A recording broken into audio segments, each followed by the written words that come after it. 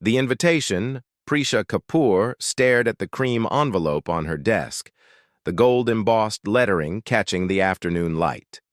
Her fingers trembled slightly as she traced the elegant script spelling out her name. 3 months had passed since Vikram Malhotra had walked out of her life with a practiced speech about growing apart and different directions. 3 months of rebuilding herself piece by shattered piece. Now this, an invitation to his engagement party. "You've got to be kidding me," she muttered, tossing it aside and focusing on the design board for her latest client's penthouse. At 31, Prisha had built a respectable reputation as an interior designer in Bangalore, transforming spaces with her unique blend of contemporary aesthetics and traditional elements. Her career was thriving, even if her personal life had imploded. Her phone buzzed with a message from her best friend, Divya. "Did you get it too? The nerve of that man!" Prisha sighed. Of course Divya was invited. Their social circles had always overlapped, especially since college. She typed back, "Thinking of using it as kindling for my next bonfire night." The truth was more complicated. Behind her dismissive response lay a gnawing hurt. 4 years together, planning a future, only for Vikram to discard her when his family made their disapproval clear. The whispered comments about her middle-class background, her unsuitable family connections, and her career ambitions had eventually worn him down. Nandini Sharma, daughter of a prominent industrialist, had proven a more strategic match. "Ms. Kapoor?" Her assistant Tanya appeared at her door. "Your 3 o'clock is here, and the fabric samples for the Sharma project arrived. Work." The reliable constant. Prisha nodded gratefully and slipped the invitation into her drawer. That evening, curled on her apartment balcony with masala chai, Prisha found herself retrieving the envelope. The engagement celebration would be held at the prestigious Windsor Manor, a venue she had once helped redesign. Her work would surround the happy couple while she was expected to smile from the sidelines. "Are you going?" her mother asked during their nightly call. "I haven't decided," Prisha answered truthfully. "Part of me wants to show I'm unaffected, but another part wants to preserve my dignity by staying away." Beta, dignity isn't about hiding. It's about holding your head high wherever you go. Her mother's wisdom lingered as Prisha prepared for bed. Before turning off her light, she checked her email to find a notification about a potential high-profile client seeking a consultation for their new corporate headquarters, exactly the kind of project that could elevate her studio to the next. Level morning found her with newfound resolve. She'd schedule the consultation for next week, pour herself into this potential breakthrough project, and yes, she would attend that engagement party, not as the rejected ex-girlfriend, but as Prisha Kapoor, successful, independent, and completely over Vikram Malhotra. She texted Divya, "I'm going. Help me find a dress that says, 'Your loss, not mine.'" As she sealed her RSVP, Prisha felt something shift inside her. This invitation wasn't an ending, but perhaps the beginning of reclaiming her narrative. She had no way of knowing that her decision would lead to an encounter that would change everything. Not just for her, but for everyone who had ever underestimated her. A chance encounter. The Meridian Tower stood 42 stories high in Bangalore's bustling tech corridor, its glass facade reflecting clouds and sky. Prisha adjusted her portfolio case as the elevator ascended to the 38th floor where her consultation awaited. This potential client represented exactly what her design firm needed, a prestigious corporate account that could showcase her vision on a grand scale. Deep breaths, she reminded herself as the doors opened to reveal a minimalist reception area. "You've earned this opportunity." "Ms. Kapoor," a polished assistant greeted her. "Mr. Singhania will see you shortly. Would you like some coffee while you wait?" Before she could respond, a man emerged from a conference room, his sleeves rolled up and tie loosened. He wasn't what she expected from the founder of Nexus Innovations, one of India's fastest-growing tech companies. Instead of the stern, imposing figure she'd anticipated, Rohan Singhania appeared approachable and unassuming in his simple white shirt and navy trousers. His eyes crinkled at the corners when he spotted her. "You must be Prisha. Sorry to keep you waiting?" Conference call ran long. He extended his hand with a warm smile that reached his eyes. The joys of dealing with investors across time zones. Their meeting stretched beyond the scheduled hour as they discussed his vision for the new headquarters. Rohan wanted spaces that fostered creativity while honoring cultural roots. Precisely the balance Prisha specialized in. She found herself genuinely enjoying their exchange, appreciating how he listened intently to her ideas without interruption. "These preliminary sketches are impressive," he commented, studying her concept boards. "You've captured exactly what we've been trying to articulate." When thunder crashed outside and rain began pelting the windows, Rohan suggested they continue over coffee in the building's cafe. The formal consultation transformed into a comfortable conversation as they watched sheets of monsoon rain transform the city below. "So why interior design?" he asked, stirring his coffee thoughtfully. Prisha explained her philosophy about spaces, shaping human experience, about creating environments that tell stories and nurture those within them. "A well-designed space can heal, inspire, or transform," she concluded, surprised by her own candor. "That's actually beautiful," Rohan said quietly. "Most people just want things to look expensive." Their conversation drifted beyond work. She learned he'd built his company from a tiny startup in his cousin's garage, that he preferred trains to planes, and that despite his success, he lived in a modest apartment filled with books. There was something refreshing about his lack of pretension. When her phone buzzed with a reminder about a supplier meeting, Prisha reluctantly gathered her materials. "This was unexpectedly pleasant," she admitted. "The best meetings usually are," Rohan replied, walking her to the elevator. As they waited, Prisha noticed a notification pop up on her phone, Divya confirming their shopping trip for the engagement party outfit. Rohan caught her momentary grimace. "Bad news?" "Not exactly." Prisha found herself explaining about Vikram's engagement celebration and her determination to attend with her dignity intact. "My friend thinks I need a knockout dress as armor." "Sometimes the best armor is simply not going alone," Rohan remarked casually.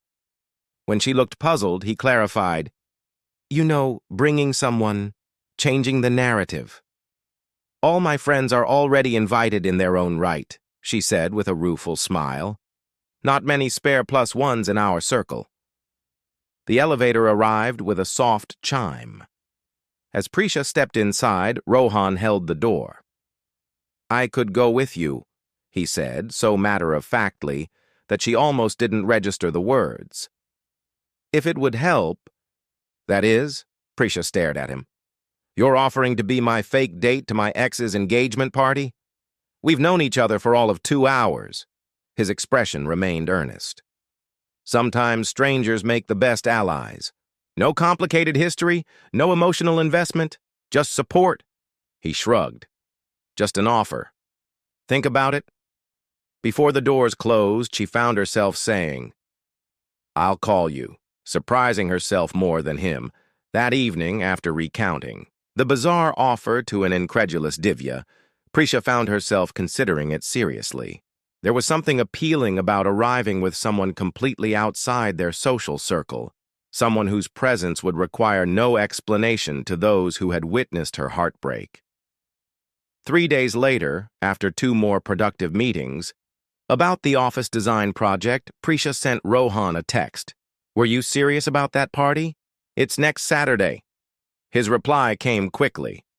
"Absolutely. Send me the details. I make an excellent +1. What began as an impulsive decision soon felt like a strange comfort. As the day approached, Prisha realized having Rohan beside her might be exactly what she needed to face the celebration of the man who had deemed her unworthy. The grand revelation. The Windsor Manor ballroom glowed with thousands of fairy lights suspended from the ceiling like a constellation brought indoors. Prisha paused at the entrance, adjusting the drape of her midnight blue silk sari with its subtle silver embroidery. She had chosen elegance over flash, confidence over desperation. Beside her, Rohan looked polished in a perfectly tailored black suit that somehow made him more handsome than she had remembered from their business meetings. "Ready?" he asked quietly, offering his arm. "As I'll ever be," she replied, accepting it gratefully.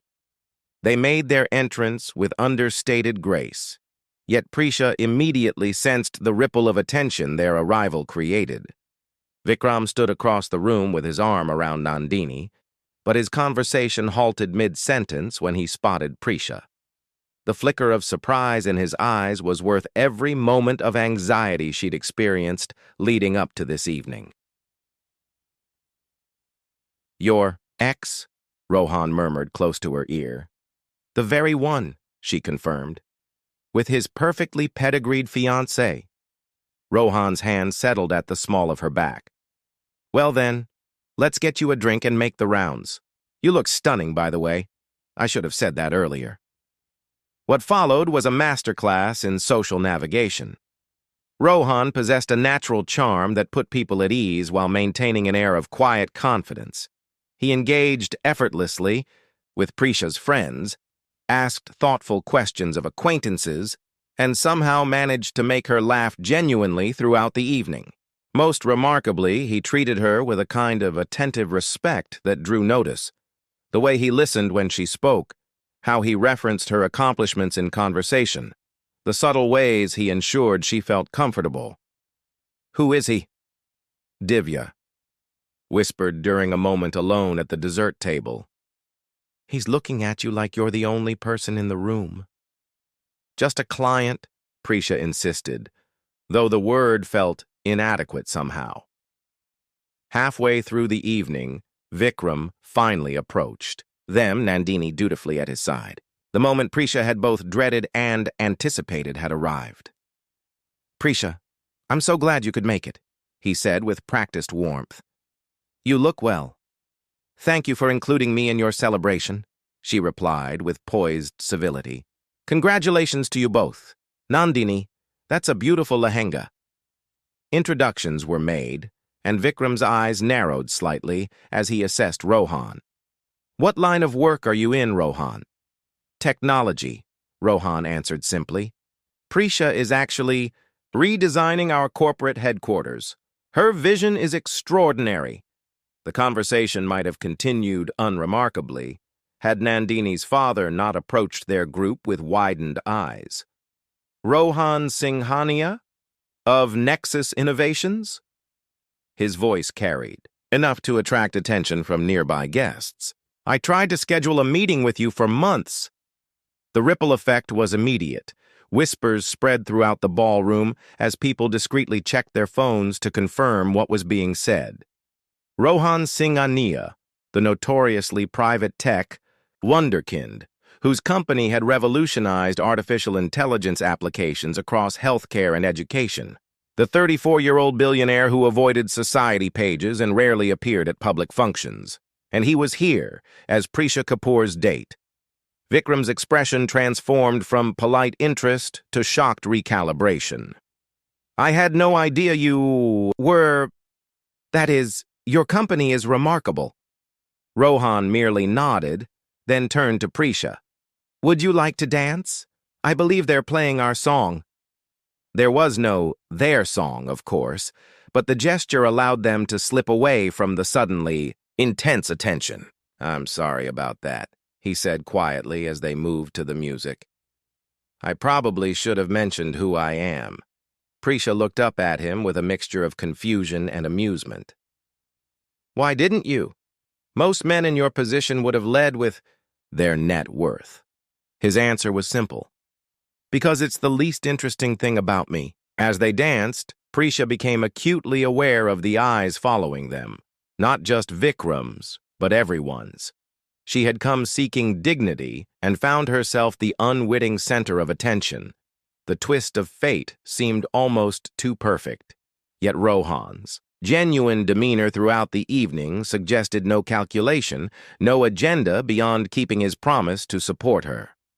Later, as champagne flowed and toasts were made, Vikram found his way to Prisha's side while Rohan was engaged in conversation. Elsewhere, "You've done well for yourself," he said, his tone hovering between congratulatory and envious. "Perhaps we should get together sometime, catch up properly." Prisha regarded the man she had once planned to marry, seeing clearly now what she had been blind to before. His convenient principles, his malleable character. "I don't think so, Vikram," she replied gently. "But I wish you happiness in your new life."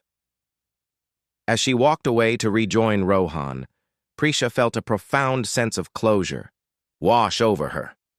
She had come to prove something to others, but was leaving having proven something far more valuable to herself. Aftermath and awakening.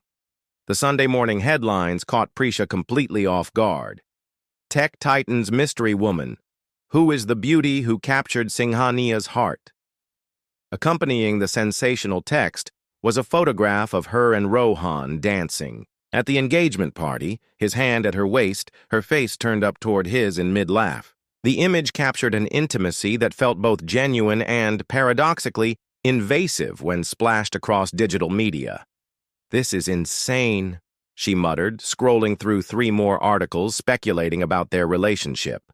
Her phone hadn't stopped buzzing with notifications since dawn, messages from friends, family, and even former clients asking for confirmation or details.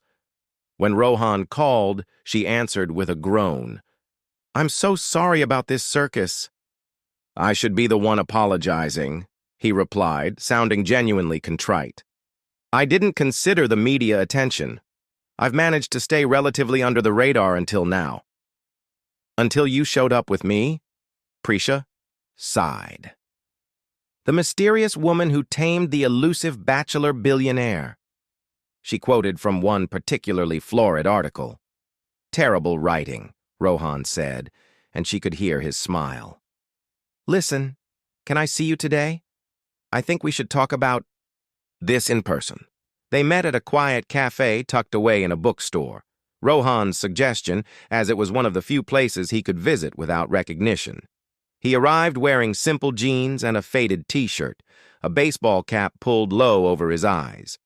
Without the suit, and in this casual setting, he looked like any other Bangalore professional enjoying a weekend coffee. "The irony," Prisha began once they were settled with their drinks, "is that I went to that party to avoid being the object of pity, and now I'm the object of speculation instead." Rohan's expression turned serious. "Would you prefer I make a statement clarifying that we're just friends? I can have my PR team handle it." The question gave Prisha pause. What exactly were they? Business associates who had shared one peculiar social event together? Yet something about the word "just" in "just friends" felt diminishing to the connection that had developed between them. "What I'd prefer," she said carefully, "is understanding what happens now.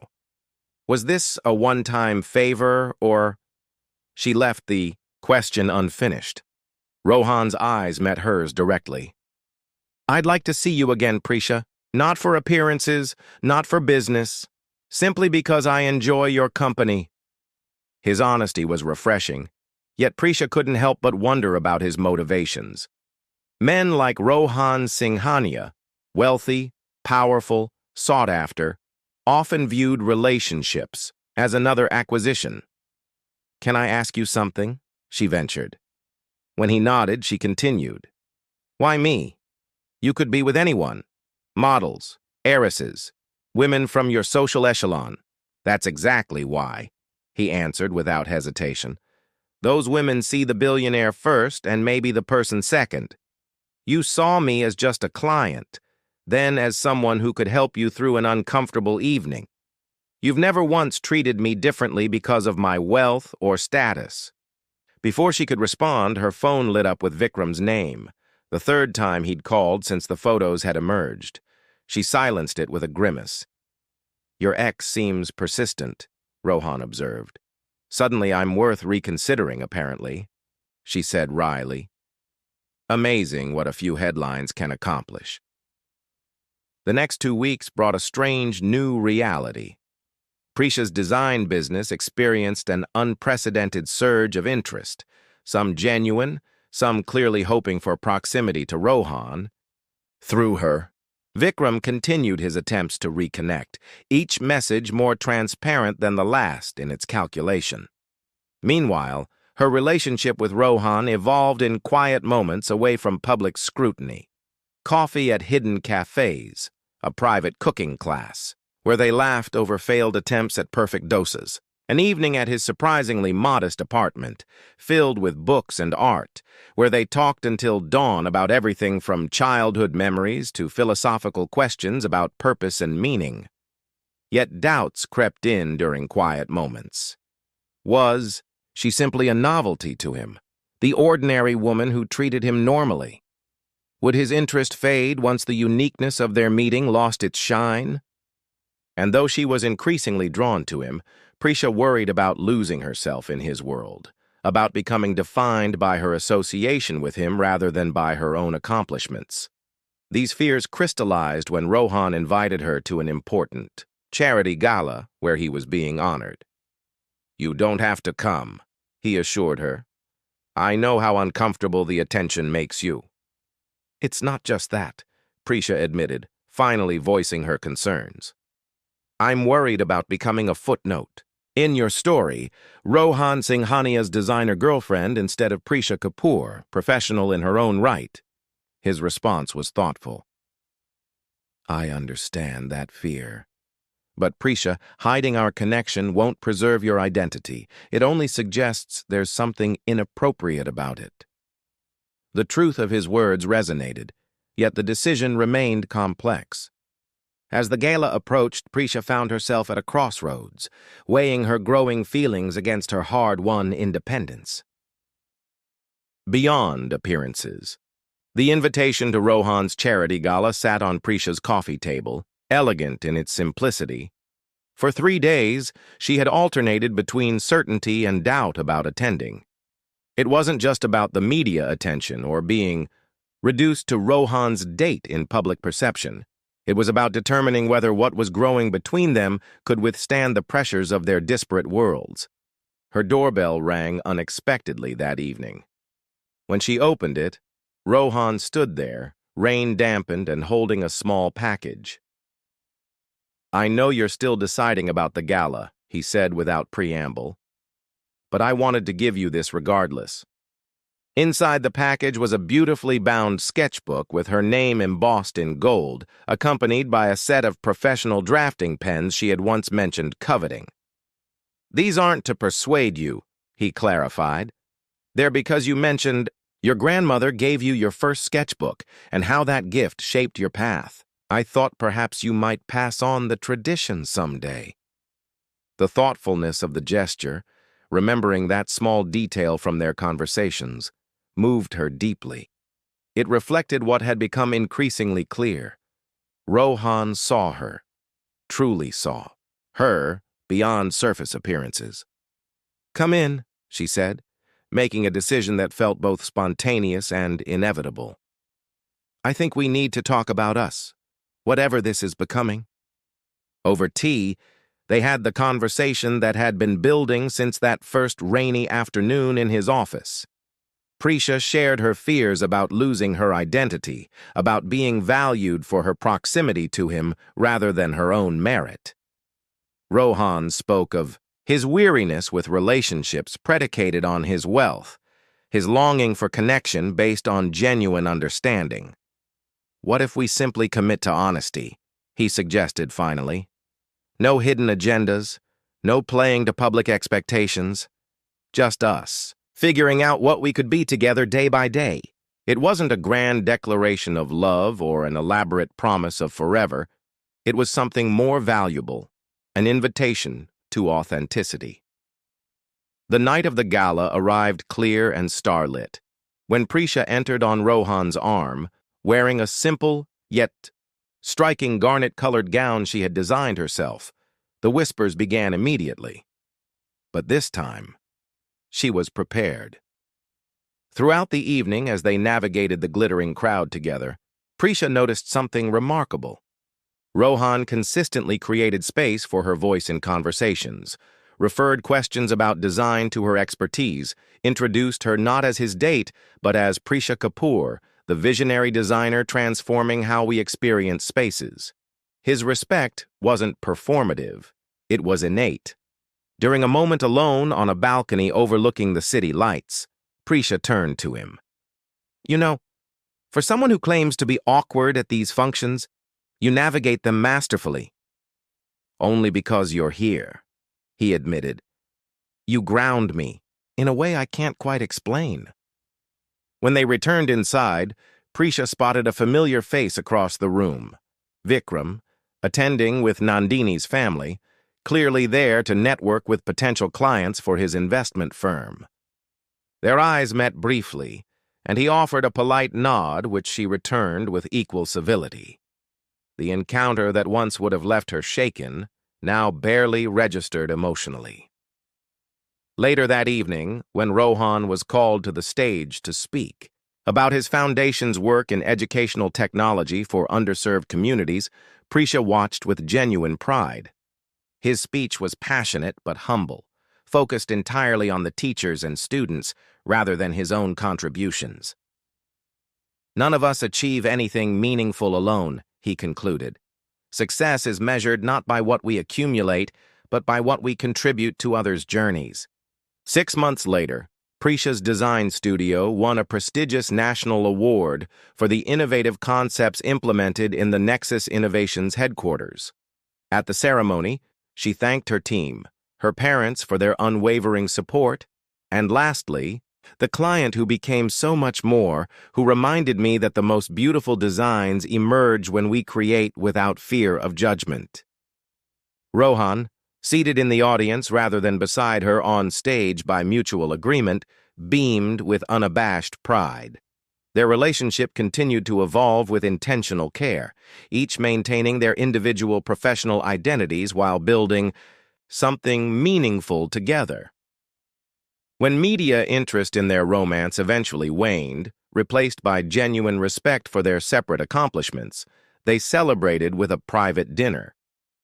To disappearing from the gossip columns, Rohan toasted, with a grin. And to being seen for who we truly are, Prisha added.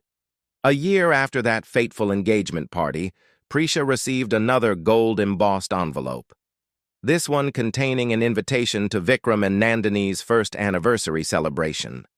She held it up with an amused smile as Rohan entered their shared apartment, now warmed by touches of both their personalities. Another party invitation from the happy couple, she said. Shall we send our regrets? We'll be in Chennai for the hospital project that weekend anyway. Rohan wrapped his arms around her from behind, resting his chin on her shoulder. Actually, I was thinking we might take a few extra days after Chennai. There's this coastal village I discovered years ago. No internet, no recognition, just beautiful views and amazing food. Somewhere we can just be us. That sounds perfect, Prisha replied, setting the invitation aside without a second thought. What had once seemed so important, proving her worth to people who had undervalued her, now felt inconsequential compared to the authentic life they were building together. She turned in his embrace to face him. You know what I realized recently? That night at the engagement party, when everyone discovered who you were, it wasn't your status that changed how they saw me. It was how you saw me that changed how I saw myself. Rohan's expression softened. And how do you see yourself now? As exactly who I've always been, she answered, but no longer afraid to be seen. Outside their window, Bangalore's lights twinkled against the darkening sky, a constellation of possibilities stretching endlessly before them.